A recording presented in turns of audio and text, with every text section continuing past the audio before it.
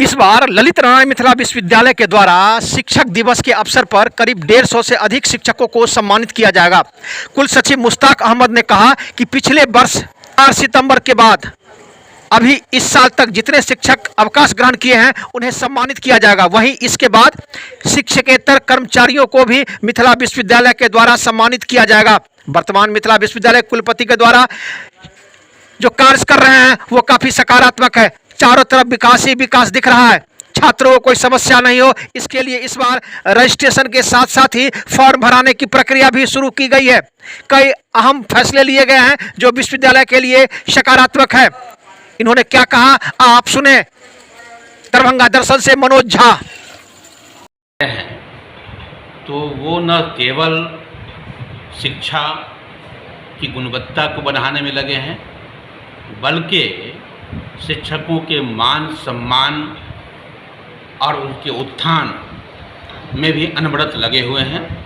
और जिसका प्रमाण है कि आपने देखा होगा कि 1 साल की अवधि में हमारे शिक्षकों दुर्भाग्यवश जो भी देहावसान जिनका हो गया उनके सभी पाले को हमने नौकरी दे दी अनुकंपा पर।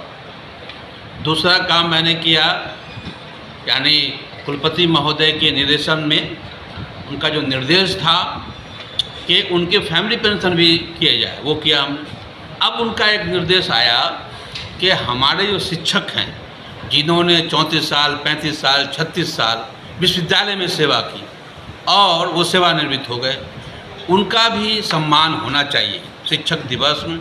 जाहिर है कि हम शिक्षक दिवस जिस महापुरुष के जन्मदिन के रूप को हम शिक्षक दिवस मनाते हैं, उनका जो दर्शन था श्री राधा कृष्णन जी का, उस दर्शन के पोषक हैं हमारे माननीय कुलपति जी। और उसी आलोक में इस साल मिथिला विश्वविद्यालय में ये पहली बार हो रहा है, ये सामूहिक ऐतिहासिक, जो पिछले साल 5 सितंबर से लेकर के इस साल सितंबर के महीने तक में, मतलब 4 सितंबर तक, अर्थात हुआ कि अगस्त तक, जो लोग भी रिटायर किए हैं लगभग 150 आदमी हैं। और ये एक नया इतिहास ये हो रहा है कि पहली बार हम अंगीभूत महाविद्यालय के अलावा जो हमारा एफिलेटेड कॉलेज है, जो प्राइवेट कॉलेज जिसको आप बोलते हैं, वहाँ के शिक्षक को भी हमने पत्र लिखा है, उनको भी सम्मानित करेंगे।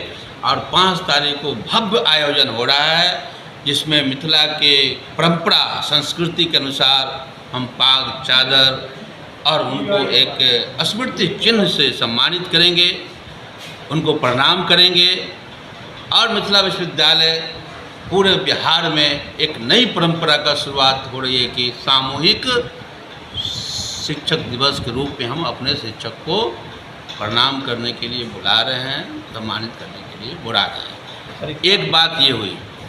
दूसरी बात आप सुन लें कि अगला जो हमारा कार्यक्रम है वो है कि इस वर्ष में जितने भी हमारे non teachers employ, non teaching employees हैं, उनको भी सम्मानित करेंगे। शिक्षक दिवस तो उनको कर रहे हैं, उनका भी कोई एक दिवस मना करके किसी तिथि को बुला करके हम उनको भी सम्मानित करेंगे।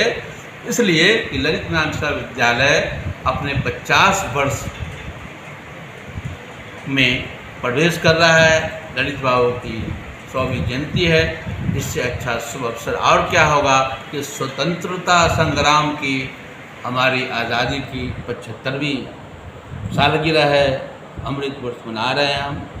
इसलिए आप लोगों के सहयोग से मिथिला विश्वविद्यालय ये सब कार्य में लगा हुआ है ताकि सब कुछ शिक्षक, छात्र, कर्मचारी सभी को सम्मान मिल सके और मिथिला विश्वविद्यालय को राज्य में एक बड़ा ऊंचा स्थान मिल सके। धन्यवाद। मेरा एक प्रश्न ये है कि एक वर्ष में 150 शिक्षक का रिटायर होना, क्या विश्वविद्यालय को इसकी कमी महसूस हो रही है? विश्वविद्यालय को कमी महसूस हुई। माननीय कुलपति ने 603 गेस्ट टीचर की वैकेंसी निकाल दी। ये तोहफा है, ये बड़ा तोहफा है मिथिला विश्वविद्यालय को कि इस साल, अगले साल, उससे अगले साल जितने शिक्षक रिटायर हो रहे हैं उनकी भरपाई करने के लिए हमने 603 कुल 21 विषयों में 603 अतिथि शिक्षकों का वैकेंसी निकाल दिया है और उसकी बहाली दुर्गा पूजा के बाद जब आप रावण वध करके आएंगे तो ये सभी शिक्षक